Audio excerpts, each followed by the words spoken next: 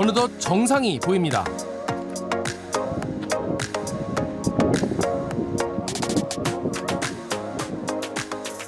발 아래 시원하게 펼쳐지는 도심 풍경.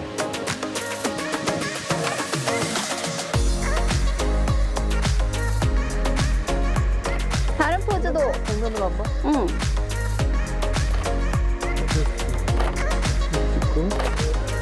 잘 나오는데? 좋습니다. 길어지는 사진 촬영. 지나고 보니 이유가 있었습니다.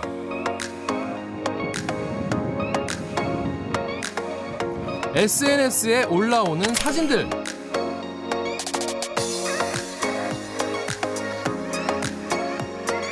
등산의 즐거움을 공유하려는 걸까요? 한번 봐주세요.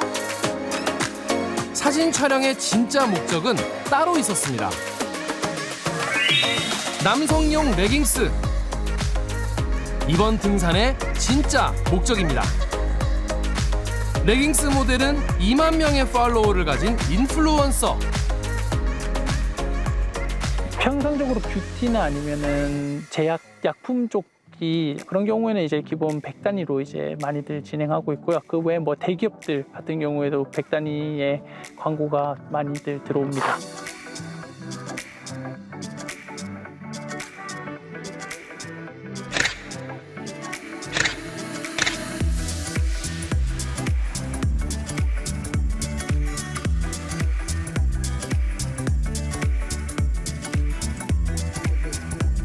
나의 일상을 노출해 큰 돈을 벌 수 있는 시대.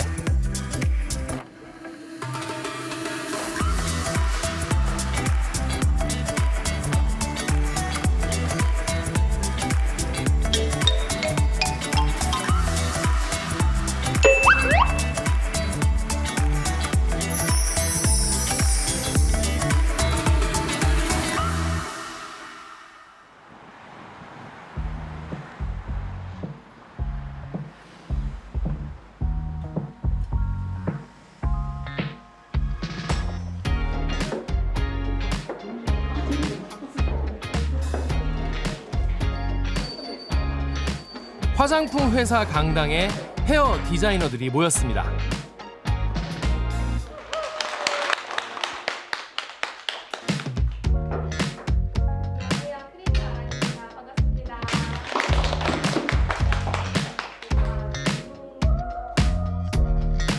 뷰티 인플루언서 아랑 씨가 구독자를 늘리기 위한 노하우를 알려주고 있습니다. 이거 내가 꿀팁 지금부터 3개 알려줄게. 이거 안 쓰면 후회한다. 내가 딱 하나만 알려줄게. 하게끔 그냥 포인트만 찍고 들어가 주는 거예요. 뷰티 인플루언서인 아랑 씨의 구독자 수는 41만 명. 2016년부터 올려온 화장품 리뷰 영상과 광고가 700개가 넘습니다. 지금은 대기업 임원보다 더 많은 수입을 올리고 있습니다. 구독자 수와 조회수가 늘면서 영상 한 개당 광고 단가도 올랐습니다. 인플루언서가 되고 싶어하는 사람들.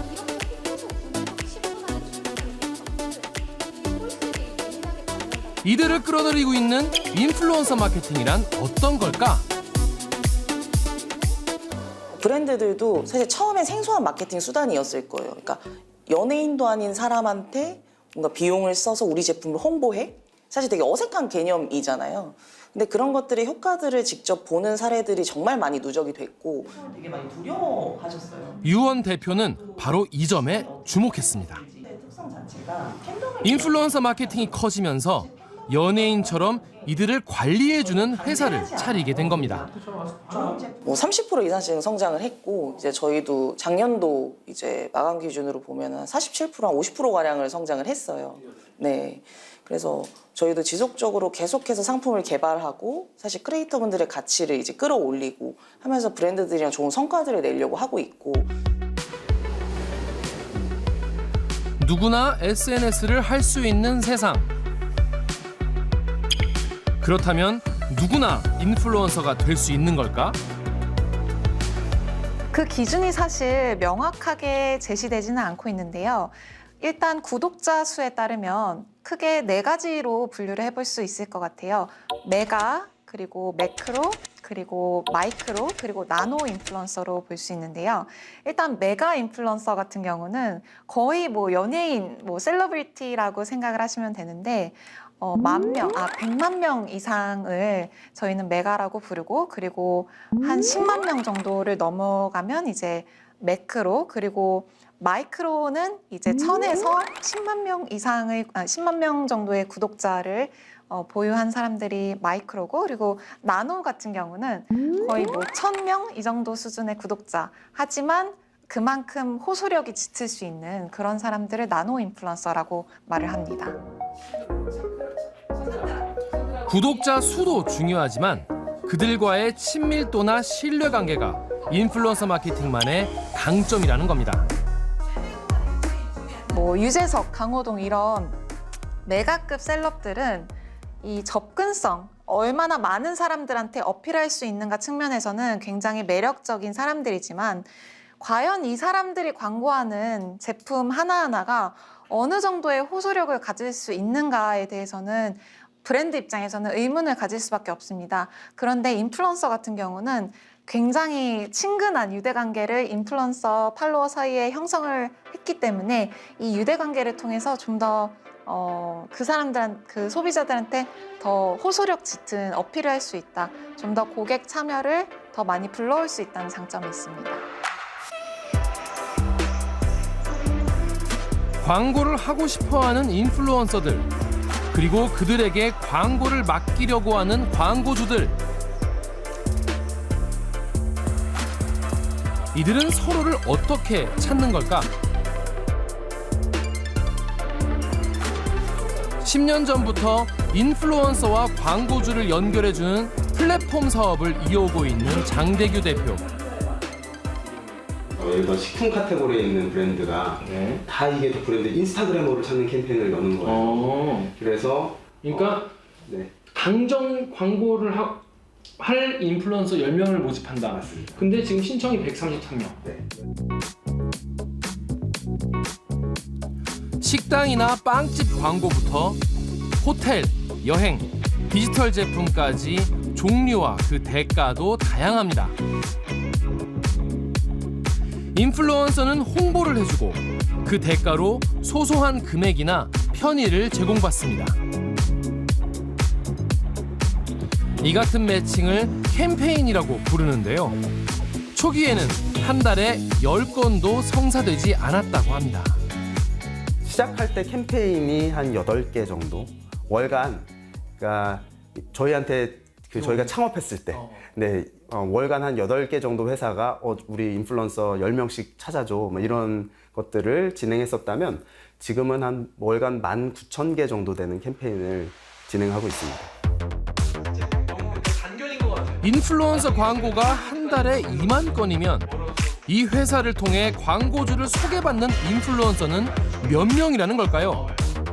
혹시 그러면 지금 이 회사에서만 관리랄까 이제 그 매칭해 주시는 네. 인플루언서분 몇 분 정도 되십니까? 저희가 회원으로는 100만 명 조금 넘는 회원을 가지고 있어요. 100만 명. 네. 구독자 수가 많다고 광고주들이 더 선호하는 건 아닙니다. 갈수록 마이크로 인플루언서를 찾는 니즈도 커지고 있습니다.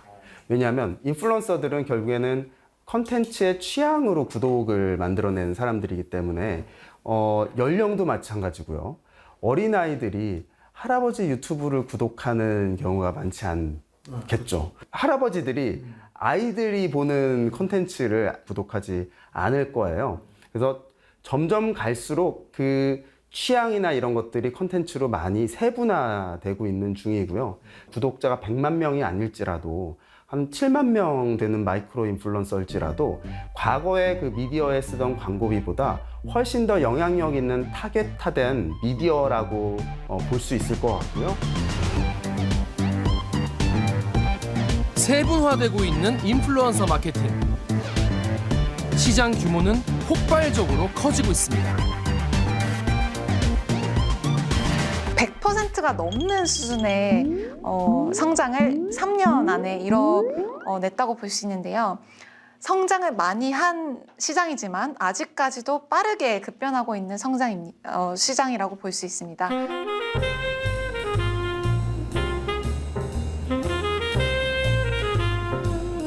SNS에서 흔히 볼 수 있는 맛집 게시물. 순수한 정보도 있지만 대부분 광고입니다. 안 하는 사람이 없다고 봐야겠네, 그거는. 뭐 다른 사건은 모르겠어. 근데 홍대나 뭐 이런 특수 사건들 있잖아. 이태원, 강남 뭐 이런데 안 하는 데 없을 거예요. 다 할 거예요. 다 하죠. 네.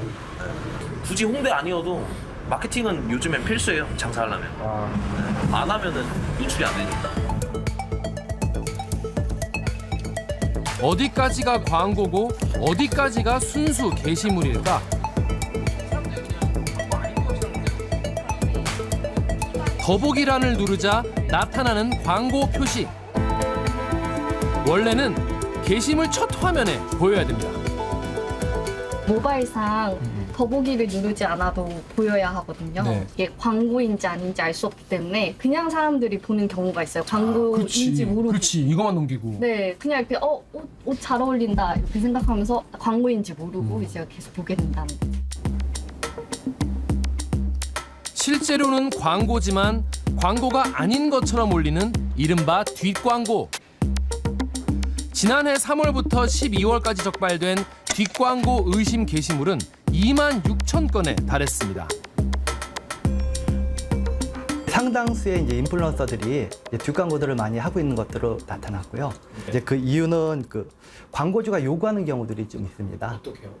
광고주가 그 광고를 의뢰를 하면서 예를 들어서 이제 제한 사항으로 공정위 문구 X 이런 식으로 안내를 해서 인플루언서들을 모집을 합니다. 광고라는 문구가 기재되어 있으면은 소비자의 신뢰에 좀 영향을 줄 수가 있기 때문에 자연스럽게 다른 소비자가 해당 제품을 이제 추천하는 것처럼 가장하기 위해서 공정위 문구를 기재하지 말도록 요구하는 경우들이 좀 있고요.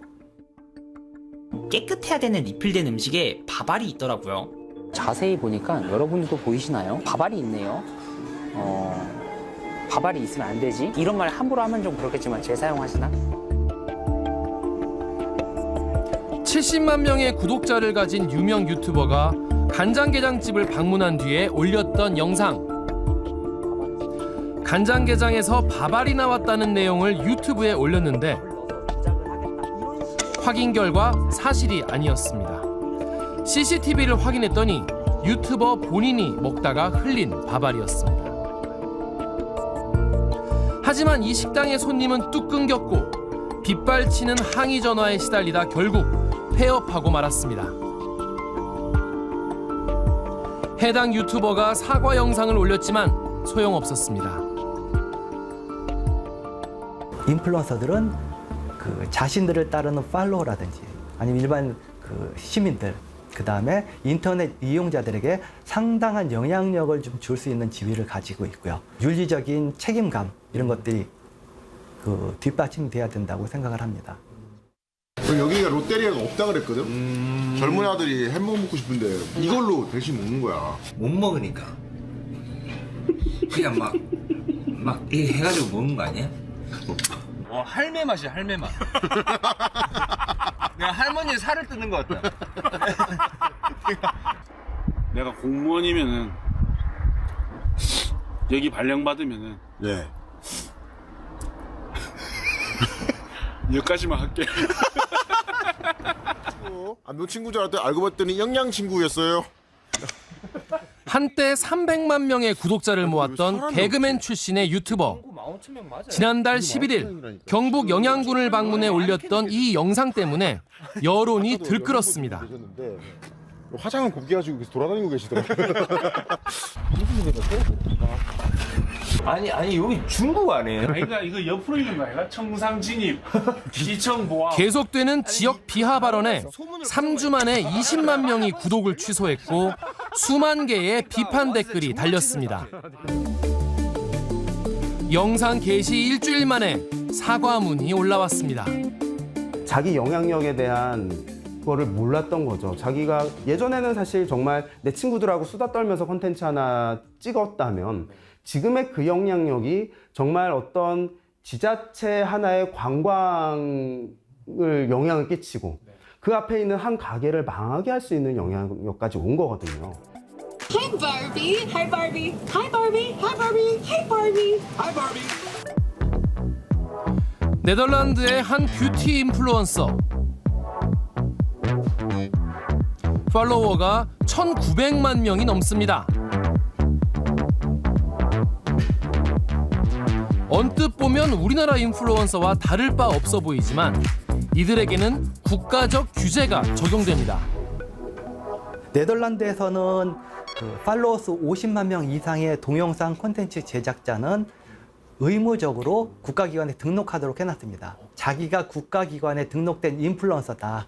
이렇게 표시라고 게시물을 좀 작성하도록 해놨고요. 프랑스에서는 이제 인플루언서가 이제 온라인 교육을 받고 시험을 통과하면은 인플루언서로 인증을 해주고 있고요. 해당 기관에서는 이러한 인플루언서들의 게시물들을 주기적으로 모니터링해서 위반 사항이 발견이 되면은 인증을 이제 취소하는 이런 제재 수단도 좀 마련을 하고 있습니다.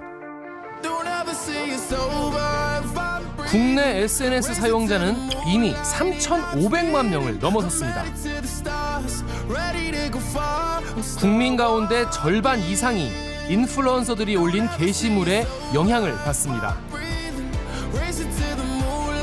개인의 일상과 취향을 공유하던 SNS는 이제 거대한 광고 산업의 전쟁터로 변했습니다. 누구나 인플루언서를 꿈꾸고 돈을 벌 수 있는 시대. 어린아이들이 저 인플루언서 될 거예요. 나 이런 콘텐츠 만들어서 SNS에다 올릴 거고 이거 나 돈 벌고 할 거예요. 거든요. 그럼 이제 하나의 직업입니다. 저는 인플루언서가 직업 용어로 들어갈 거라 생각합니다. 커지고 있는 인플루언서의 영향력. 그만큼 사회적, 윤리적 책임도 요구되고 있습니다.